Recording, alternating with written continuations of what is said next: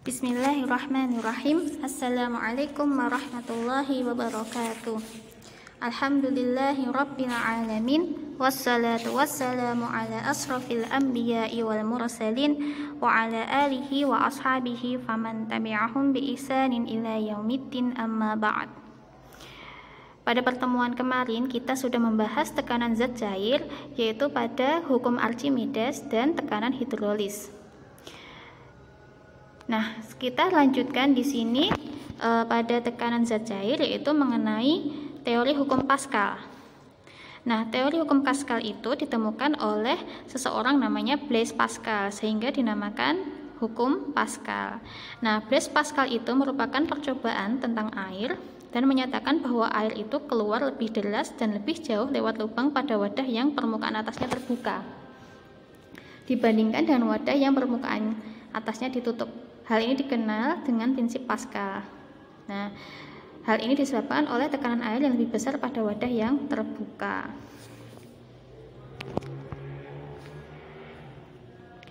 Nah, di sini dapat dirumuskan bahwa hukum Pascal itu adalah tekanan yang ditimbulkan zat cair di dalam ruang tertutup diteruskan secara merata ke segala arah. Jadi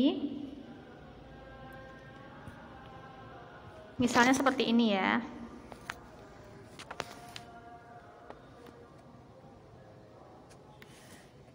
Nah, misalnya di sini ada pipa. Oh iya, salah. Ada pipa. Nah, terus luas penampangnya itu berbeda. Terus kemudian ketika dia ditutup, nah pasti otomatis kalau dia ditutup di sini, air itu akan mengalir lebih lancarnya di sini. Nah, itu akan mengalir ke segala arah. Nah, di sini pengertian hukum Pascal itu keterkaitan antara tekanan yang disebabkan oleh zat cair dalam ruangan tertutup. Hukum Pascal ini menggambarkan bahwa setiap kenaikan tekanan pada permukaan fluida itu adalah zat cair, harus diteruskan ke segala arah fluida tersebut. Nah, hukum Pascal ini hanya diterapkan pada fluida, umumnya fluida cair. Nah, fluida itu termasuk zat cair ya, kemarin sudah disampaikan. Nah, ini gambarnya contoh dari hukum Pascal. Nah, ini ada luas penampang pertama, luas penampang kedua, kemudian gaya pertama dan gaya kedua. Jadi ada gaya dorong dan gaya ini ke atasnya. Sehingga dapat dirumuskan hukum Pascal itu adalah F1 per A1 sama dengan F2 per A2, atau F2 per F1 sama dengan A1 per A2. Yang dihafalkan cukup ini saja. F1 per A1 sama dengan F2 per A2.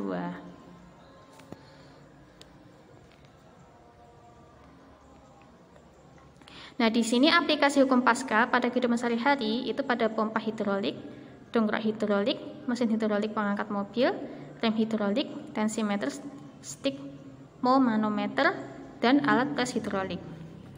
Nah, tadi kayak di gambar ini contohnya, di sini ditutup, terus di sini ada air mengalir ke sini. Nah, biasanya tadi kan ada pengangkat mobil. Nah, di sini ada mobilnya. Nanti bisa terangkat oleh zat cair itu atau airnya.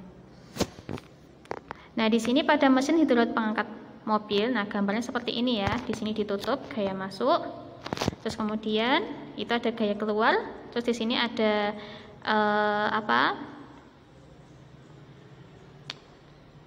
ada pengangkat mobilnya. Nah, udara dengan tekanan tinggi masuk melalui P1, jadi yang ruangannya kecil. Udara ini dimampatkan dalam tabung A1. Nah, ini tabungnya di sini ya, A1 yang kecil ini. Kemudian diteruskan oleh minyak fluida ke penghisap A2, masuk ke penampang 2 sini. Pada penghisap A2 dihasilkan gaya angkat yang besar sehingga mampu mengangkat beban mobil. Nah, di sini. Jadi mobilnya dapat terangkat karena mendapatkan gaya dari gaya masuk dari P1, di sini A1, kemudian masuk ke A2 sama P2, dan sehingga mobilnya terangkat.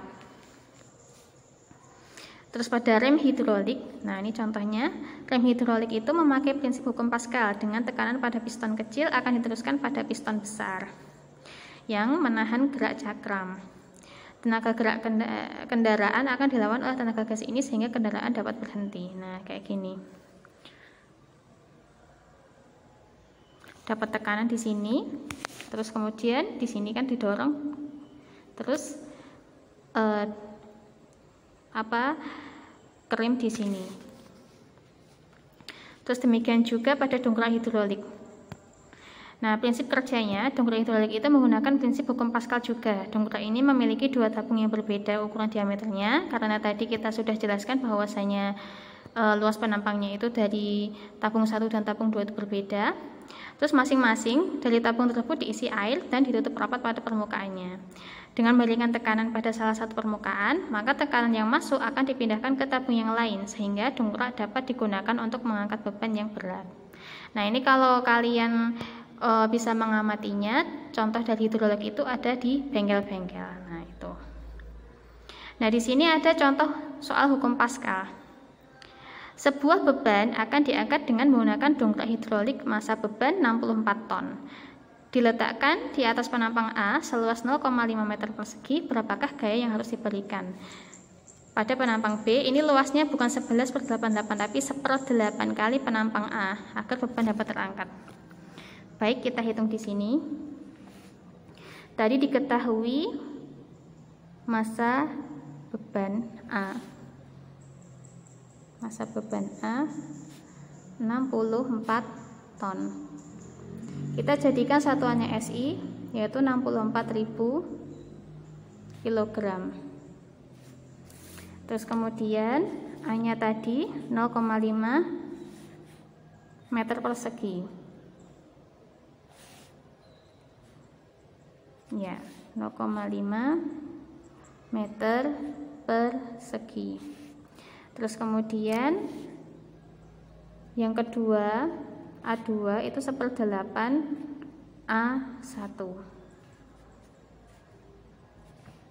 Terus kemudian kita hitung rumusnya. Tadi rumusnya F1 per A1 sama dengan F2 per A2. Di sini cuma diketahui massa. Nah, massa itu rumus untuk mencari F-nya, diingat-ingat. F itu rumusnya adalah M kali A. Nah, A di sini itu gaya gravitasi bumi, sehingga dinamakan G, sehingga diketahui 10 meter per sekon kuadrat. Nah, kita hitung lagi di sini ya.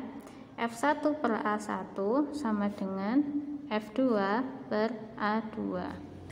Tadi massanya adalah 64.000 dikali G 10 dibagi A1 sama dengan F2 dibagi 1/8 A1, karena tadi A2-nya adalah 1/8. Kita pindah posisi di sini, A-nya karena sama kita coret, 1/8 pindah ke atas. 1/8 kali 640.000 karena sudah dikalikan 10 sama dengan F2.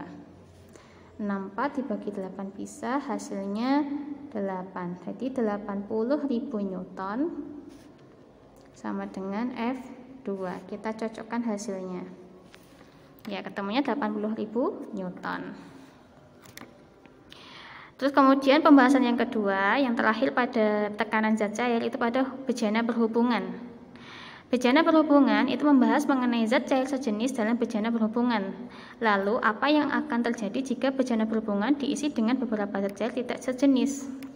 Nah, itu maksudnya kalian pernah mengisi suatu gelas, misal aja ya, suatu gelas, ini gelas diisi dengan air. Kira-kira kalau kalian tambahkan minyak ke sini, minyaknya berada di atas apa di bawah?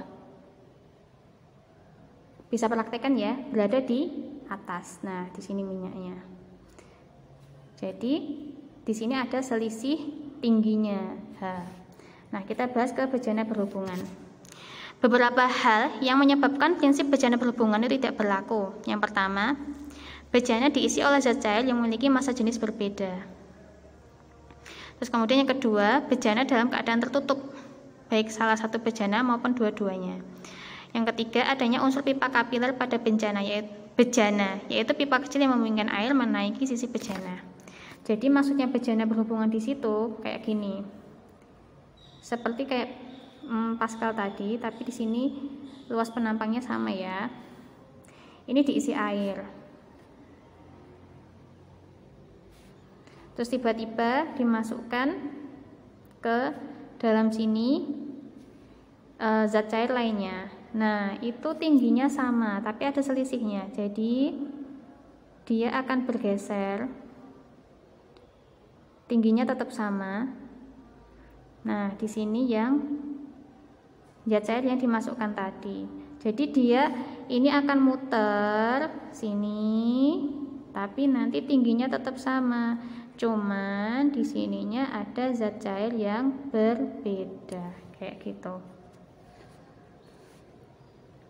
Terus dalam bejana berhubungan itu tidak boleh ada pipa kapiler. Nah, nanti soalnya kalau ada pipa kapiler, itu airnya itu akan mengalir atau zat cair akan mengalir. Nah, di sini rumus bejana berhubungan. Nah, kemarin kita sudah belajar tentang hidrostatik. Itu rumusnya Rho kali G kali H.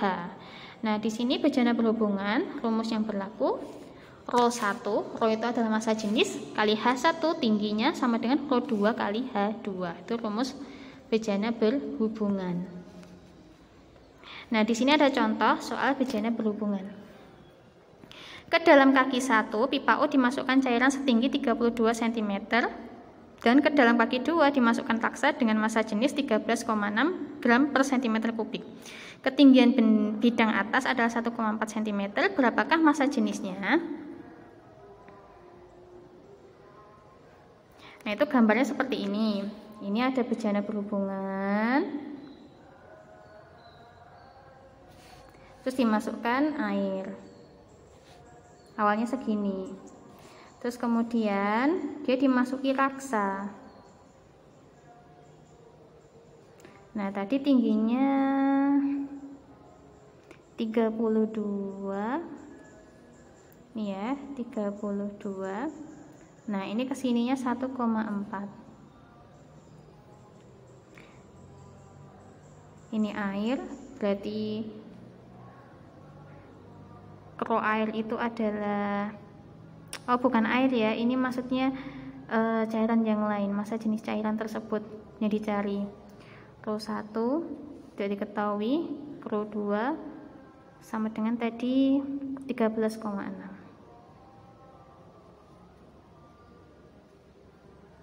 Kita hitung Rho1 kali H1 sama dengan Rho2 kali H2.